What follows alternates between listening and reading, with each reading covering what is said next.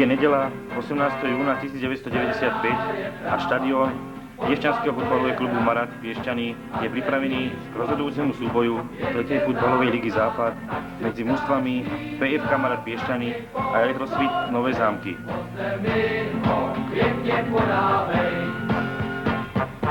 Prichádzajú prví funkcionári na čele s sekretárom klubu Rudolfom Zelenajom a hlavným usprajateľom Emilom Haverlentom. Dnes tak jak zítra i za týden, náš tým je připraven. Medzi návštevníkov stretnutia patrí aj dlhoročný funkcionár Piešťan Pošťal Ondrej. A kdo góly dává, jen ten vyhrává. Obránče na nás si pozor dej, rychlá klička a stej ztracenej. Ako ďalší prichádza prezident klubu, hráč a zároveň najväčší sponzor Marat Manapov. Tisíce srdcí už hoří, tou vášní sportovní. Hej, zelená je tráva. Na svojom tatošovi prišiel aj Anton Hanic, vedúci mužstva, a takisto tréner Ruslan Abdullajev.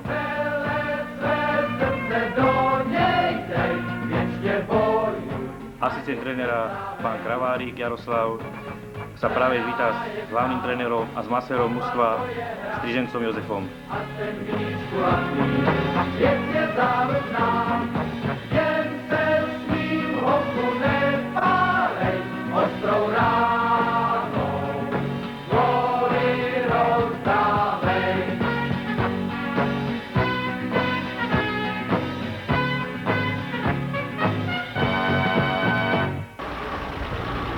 Aj si ukáž, dáš jeden do kamery.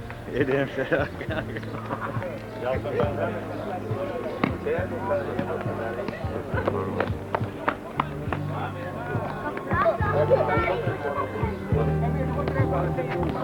Dovolte mi, aby som privítal piešťanských fanúšikov, ktorí prišli síce niektorí aj na barlách zo zlomenú nohu, ale, jak sami hovoria, stoja si na svojich, a opýtal by som sa ich, čo očakávajú od dnešného zápasu a prípadne tip na výsledok. No, očakávam v prvom rade víťazstvo a verím tomu, že druhá liga bude. Ďalej tu mám jedného veľmi dobrého sponzora, jedného z majiteľov pohostinstva na Slísku, Adam Trajan. Zaujímalo by ma, je to veľký športový fanúšik, viem, že aj hokejisti, keď vyhrali, čapoval do rána. Budeme aj dneska do rána oslava na Trajane po víťazstve? No, tak toľko by som chcel povedať, pokiaľ naši postupia, a verím tomu, že postupia, tak som ochotný sponzorovať až do rána. To je moje slovo. Ďakujem za rozhovor.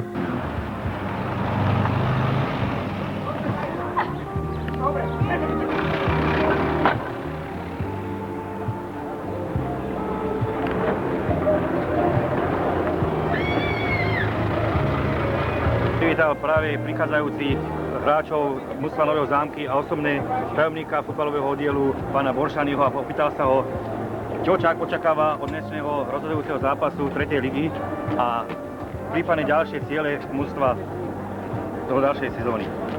Tak na dnešný rozhodujúci zápas sme prišli kompletní a prišli sme s jedným jediným cieľom dosiahnuť taký výsledok, ktorý nám zabezpečí postup do druhej ligy. Ďakujem za rozhovor.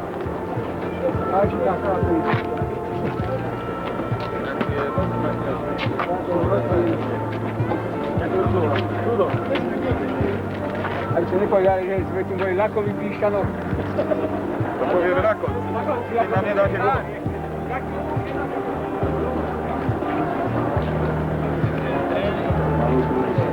Ideme na dovoľnej pokladne.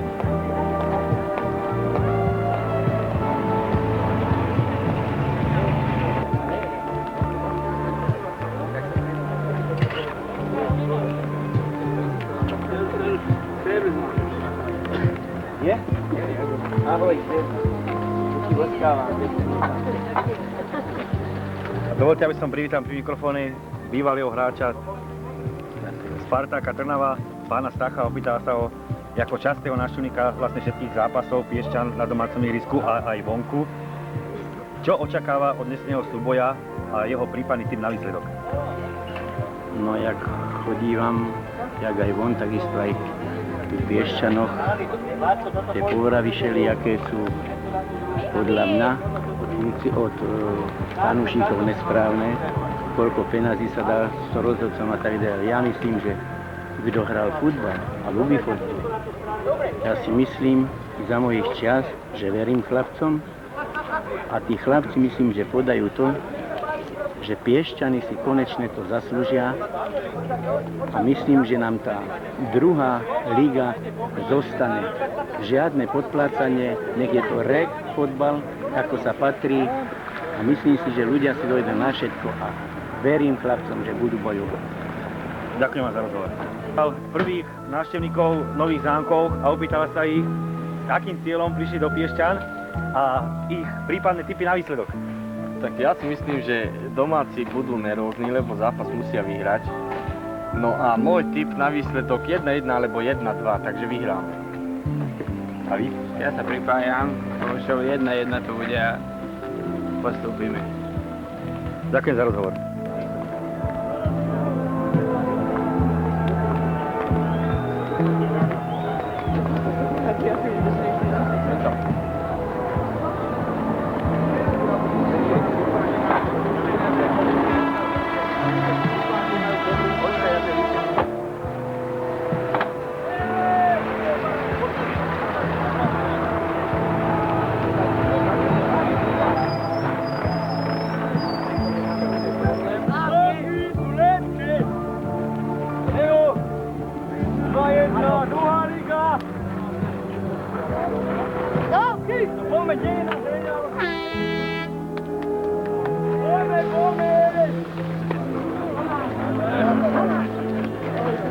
Války do toho!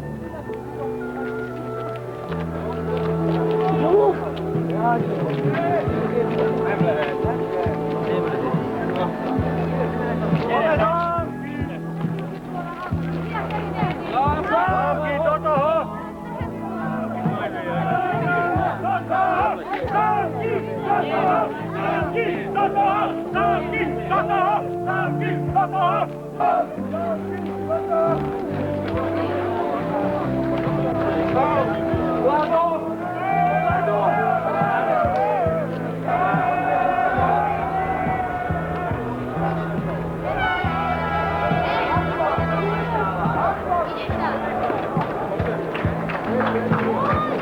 Som privítal pri mikrofóne zahraničnú posilu piešťanského futbalového klubu Marat Piešťany Ruslana Abdulajeva a opýtal sa ho, ako sa cíti pred dnešným dôležitým súbojom, v ktorom bohužiaľ nemôže nastúpiť pre 4 žlté karty. Vater, cítim себя veľmi zle s takou stranou. Z tej strany, že nemôžem hrať, nemôžem dneska nastúpiť na ihrisko, nemôžem pomôcť chalanom, ale verím na 100%, že dneska vyhráme, musíme vyhrať. To je pre nás veľmi dôležitá vec a verím, že vyhráme. Ďakujem za rozhovor.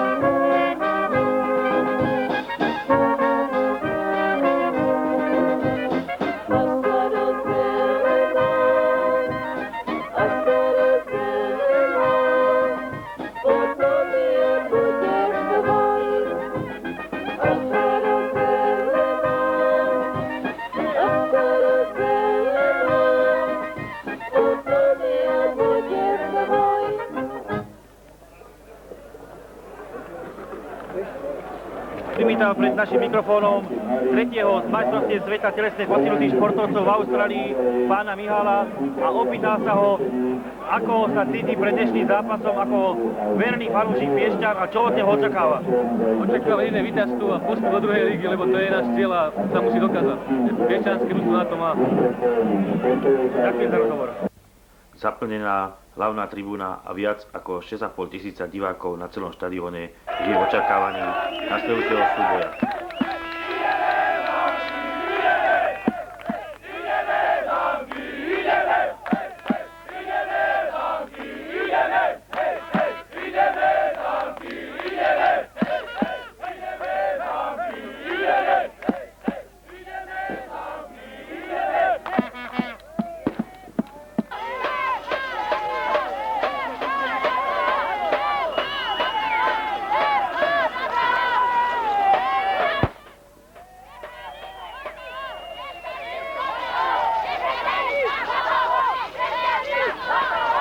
Svojimi hlasivkami pozbudiť piešťanských futbalistov prišli nielen diváci z Piešťan, ale aj okolitých dedín Piešťan, ako napríklad práve na snímke fanúšikovia Hornej Stredy.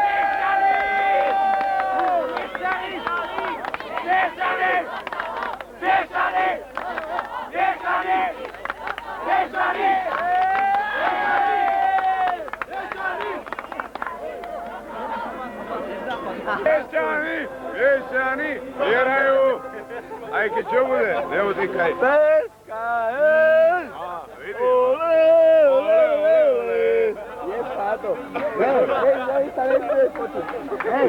Je dobre, Piešťani vyhrajú, aj keď čo bude. Mama ma zabije doma. Krásny pohár pre víťaza 3. ligy Západ ročníka 94-95 je pripravený, je už len otázne, kto ho získa. Momentálny stav tabuľky je taký, že Piešťani sú na prvom mieste o skóre 1 zámkami. Na víťazstvo v celej súťaži potrebujú vyhrať Novým Zámkom s Katínom remíza. Vážení priatelia, po 23. nás požiadal dlhoročnú súťažnú Piešťan od Kuvajtu. Máme zásadí,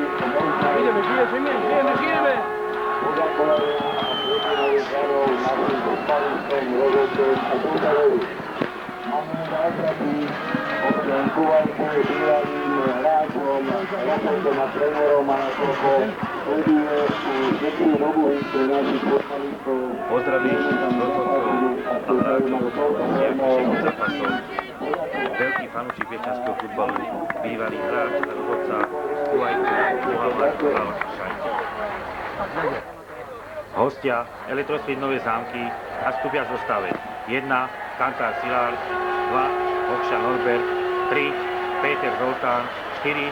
Čoknaj Norbert, 5. Nemet František, 6. Lavúrsky Oto, 7.